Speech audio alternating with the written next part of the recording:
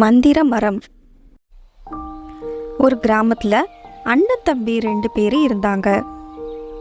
அவங்க விறகுகளை வெட்டி பொழப்பு நடத்திட்டு வந்தாங்க. அண்ணக்காரன் ரொம்ப முரட்டுத்தனமாக இருந்தான். ஆனால் தம்பிக்காரன் அண்ணன் சொல்கிறதையெல்லாம் கேட்டு அதன்படி நடந்தான். ஒரு நாள் அண்ணக்காரன் விறகு வெட்ட காட்டுக்கு போனான். அப்போ அங்கே ஒரு மந்திர மரம் இருந்தது. அது மந்திர மரம்னு தெரியாததுனால அவன் அது மேலே ஏறி அதோட கிளைகளை வெட்ட ஆரம்பிச்சான். அப்போ அந்த மரம் தன் கிளைகளை வேகமா அசைச்சது. அதனால அவன் கீழே விழுந்தான். அதை பொருட்படுத்தாம அவன் மீண்டும் மரத்தின் மேலே ஏறினான். அதன் கிளைகளை வெட்ட ஆரம்பிச்சான். அப்போ அந்த மரம் அவன்கிட்ட பேசிச்சு. ஐயா, தயவு செய்து என் கிளைகளை வெட்டாதீர். அதற்கு பதிலாக நான் உங்களுக்கு தங்க மாம்பழம் தருகிறேன் அப்படின்னு சொன்னது.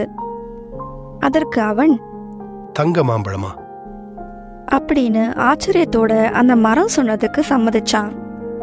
அந்த மரம் அவனுக்கு சில பழங்களை கொடுத்தது. இதை பார்த்த அவன் மரத்துக்கிட்ட, எனக்கு இன்னும் நிறைய மாம்பழங்கள் வேண்டும். இல்லை என்றால் உன் கிளைகளை நான் வெட்டி தங்க மாம்பழத்தை எடுத்துக்கொள்வேன் அப்படின்னு சொன்னான்.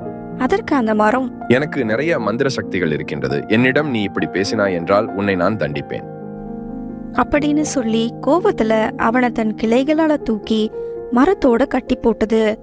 அதிலிருந்து அவனால அசையவே முடியல. அவன் அதிலிருந்து எப்படியாவது தப்பிச்சிடணும் அப்படிங்கிற எண்ணத்துல மரத்திடம் நான் செஞ்சதெல்லாம் தப்புன்னு மன்னிப்பு கேட்டு கெஞ்சினான்.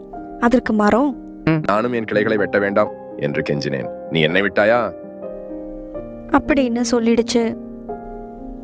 இவ்வளோ நேரம் ஆகியும் அண்ணனை காணோங்கிற பயத்துல தம்பி அண்ணனை தேடி காட்டுக்குள்ள போனான்.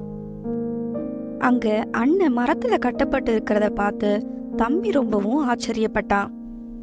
அதிலிருந்து தன் அண்ணனை விடுவிக்கவும் முயற்சி பண்ணான். அப்போ அண்ணன் சொன்னான், நான் மிகவும் பெரிய தவறு பண்ணிட்டேன். இந்த மரம் கிட்ட ரொம்ப முரட்டுத்தனமா நடந்துகிட்டேன். அதனால இந்த மரம் என்னை சும்மா விடாது. அது மட்டும் இல்ல, உன்னையும் நான் ரொம்ப கஷ்டப்படுத்திட்டேன் அப்படின்னு சொல்லி தான் செஞ்ச எல்லா தவறுக்கும் தம்பி கிட்ட மன்னிப்பு கேட்டான். உடனே தம்பி அந்த மரத்துக்கிட்ட தன் அண்ணன் செஞ்ச தவறுக்காக மன்னிப்பு கேட்டு தன் அண்ணனை விடுவிக்குமாறு கெஞ்சினான். அந்த மரமும் அண்ணன் தன் தவற உணர்ந்து மனம் மாறினதுக்காக அவனை விடுவிக்க சம்மதிச்சது. மேலும் அந்த மரம் அவங்களுக்கு சில தங்க மாம்பழங்களை கொடுத்தது.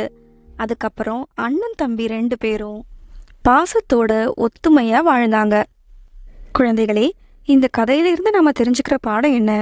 ஒருத்தரோட உண்மையான வலிமை தன்னோட தவற உணர்றதுலையும் தன் குடும்பத்தோட ஆதரவை உணர்றதுலையும் தான் இருக்கு.